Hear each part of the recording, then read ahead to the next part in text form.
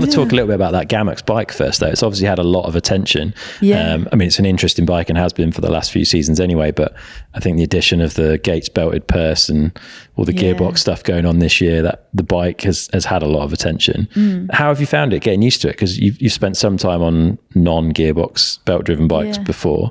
Like, what was the difference for you?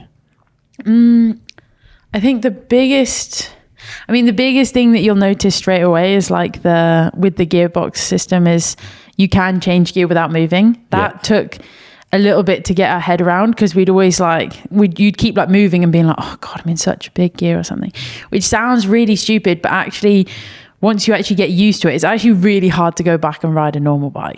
Yeah, okay, I can imagine actually. Which is kind of like you jump on a road bike and I don't know, you just nearly like break the chain at a set of traffic lights or something. Like, it is quite funny. But like the whole GamX bike as a whole, it's definitely taken me a little while to kind of get a little bit to grips with it, just because of the way it flexes and the way it reacts and the way that you can let it do a lot of the work for you. Interesting. Which I think is really, really good for like me personally, because I'm quite good at just pointing and shooting. Okay. And hoping it goes for the best. Okay. But yeah, no, like you can, it is a really forgiving bike. That's the thing. Like we've been watching like slow-mo videos back and things like that. And even like cornering, like the way the bike flexes, and then like that energy is pushing you out of the corner after.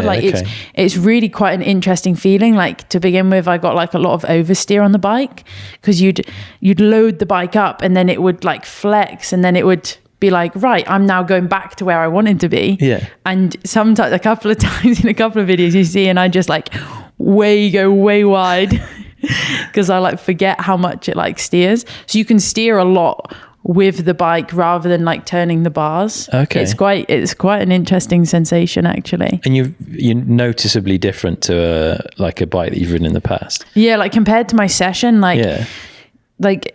relatively a really stiff bike with stiff boxes and like the stiff downhill wheels. Yeah. It was very rigid and like really quite harsh actually. Like you feel like a lot of the vibrations and things like through your body. Whereas this like literally couldn't be more different. Like super flexy frame, like the Manitou, like Dorado, super flexy fork. Yeah. And then we're on the Reynolds carbon wheels, which actually have a real nice bit of flex in them.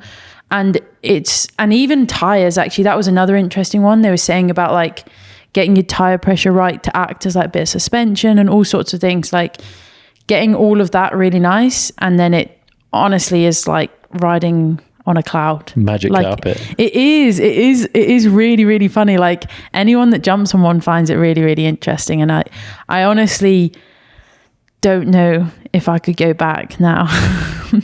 Like going back to another sort of bike, like I don't know how it would be. I don't think I want to do it.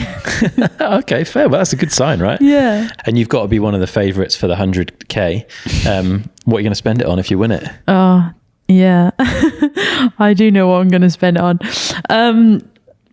Yeah, when I win it. I like it. I like the confidence. When I win it, I want to buy myself a 1960s, 1950s Ford Mustang. Oh, yeah. Yeah, I've always wanted one. Interesting. And they cost you a fair bit of money. They will, yeah. So I definitely will need that money for that. Yeah. But yeah, I want one in dark green. Nice. I think it'll look pretty sexy, to be honest. You'll be showing up to the races in your new Mustang? Well, don't know. It'd be a fair old drive to get here, wouldn't it?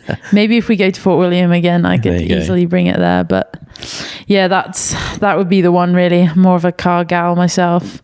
I know people were saying to me, oh, like with Evie Richards on the XE team, she's like always telling me when she buys herself like a nice purse or a nice handbag. And I'm like, not really a handbag sort of gal.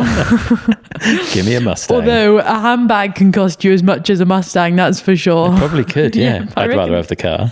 Yeah, me too, exactly. I wouldn't know what to do with a handbag. You'd be scared, wouldn't you? Like, you'd get it dirty or something. Imagine if you had a handbag worth like 50 grand or something. Oh, they've got to be there out there, haven't they? Crazy. Not that I would know anything about it. I'd probably just think, that was any old handbag. I'd lose it. Oh, yeah, true. I lose everything, yeah.